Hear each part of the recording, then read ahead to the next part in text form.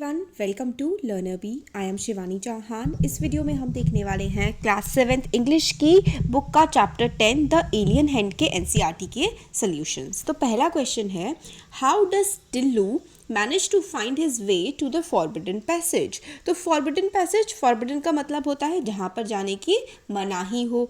तो टिल्लू ने कैसे पहुँच गया था वहाँ पर फॉरबिडन पैसेज में?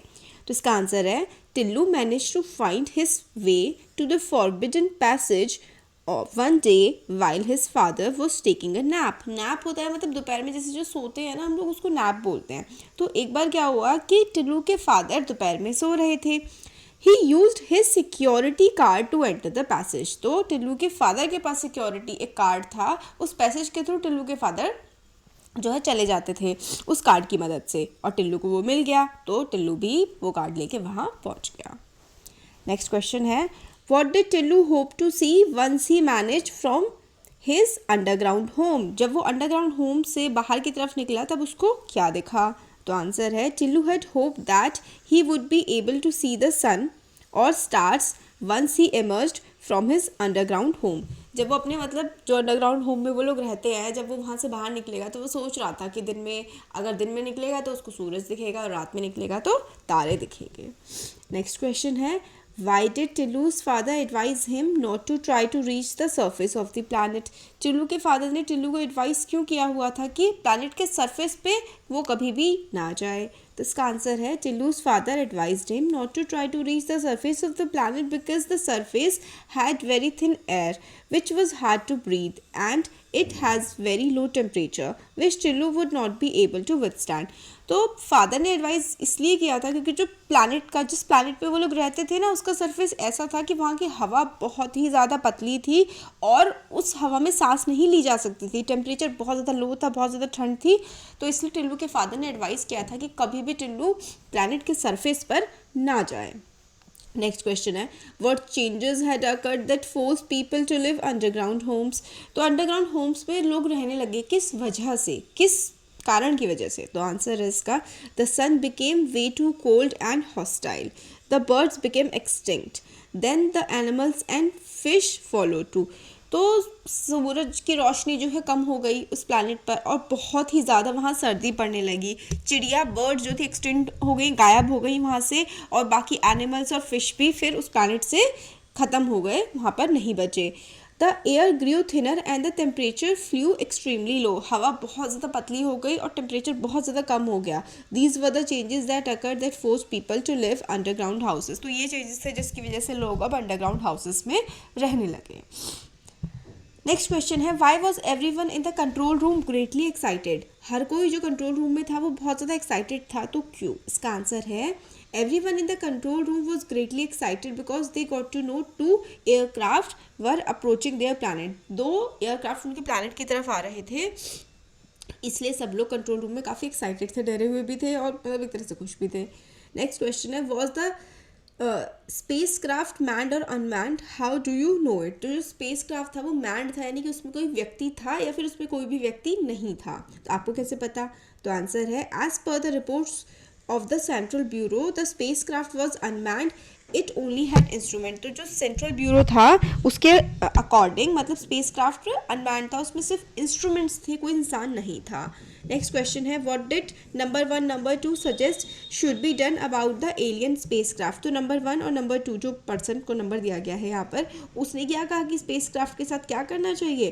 तो आंसर है, number 1 suggested that they should let the spacecraft land and it would be easy for them to make it ineffective. तो नंबर 1 ने कहा कि भाई पहले लैंड करने दो, फिर उसके बाद हम इसको इनइफेक्टिव बना देंगे जो भी स्पेसक्राफ्ट आया हुआ है। नंबर 2 ने कहा, number 2 suggested that they wait and watch as it would not be wise to reveal their existence, fortunately the surface of the planet gave no science of life anyway. तो number 2 ने कहा कि भाई उनको ध्यान से रहना चाहिए और अपनी लाइफ का कोई भी साइन नहीं देना चाहिए, क्योंकि पता नहीं जो आएगा वो कैसा हो, और फॉर्चुनेटली जो अगर हम कुछ करेंगे ही नहीं तो सरफेस तो ऐसा है इस प्लैनेट का कि पता नहीं लगेगा यहाँ पर कोई लाइफ है या नहीं है।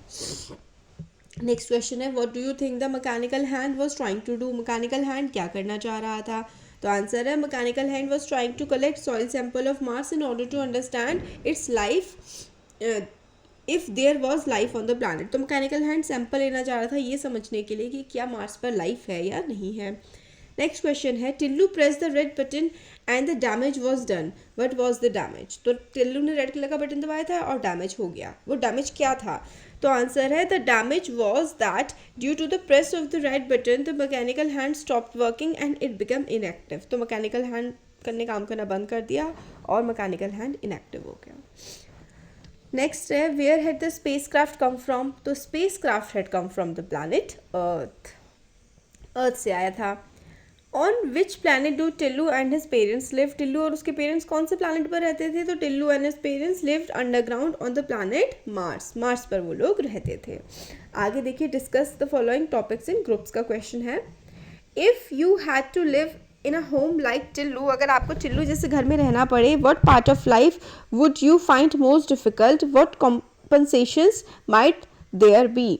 तो अगर आपको टिल्लू की तरह अंडरग्राउंड रहना पड़े तो आपकी लाइफ का सबसे डिफिकल्ट पार्ट आपके अकॉर्डिंग क्या होगा और क्या क्या आपको करना पड़ेगा। The part of life that I would find most difficult are that there would be no fresh air to breathe, no star or sun, moon in the sky, no rain, no winter, no summer, no animal, no plants and no natural environment. It would be so dull and artificial. तो मतलब कोई environment ही नहीं होगा तो को मतलब बहुत ही dull artificial सा होगा। The compensation that might be there would be the controlled temperature and air. तो कंपनसेशन मतलब कैसे रह पा रहे होंगे वहाँ पे, क्योंकि वहाँ पे टेम्परेचर और एयर को कंट्रोल कर रखा होगा। नेक्स्ट क्वेश्चन है what if anything might drive mankind to make their homes underground. तो किस वजह से जो है जो मैनकाइंड था उसने मार्स पर अंडरग्राउंड घर बनाया था और अगर अर्थ पे पड़े तो क्यों ज़रूरत पड़ेगी अंडरग्राउंड घर बनाने की। तो if the conditions on the surface of the planet are not good enough to survive mankind might be driven to make their homes underground. तो भाई अंडरग्राउंड तभी तो बनाने पड़ेंगे जब सर्फेस पर इस तरह की कंडीशन हो जाएंगी कि रहा ही नहीं जा सकता है।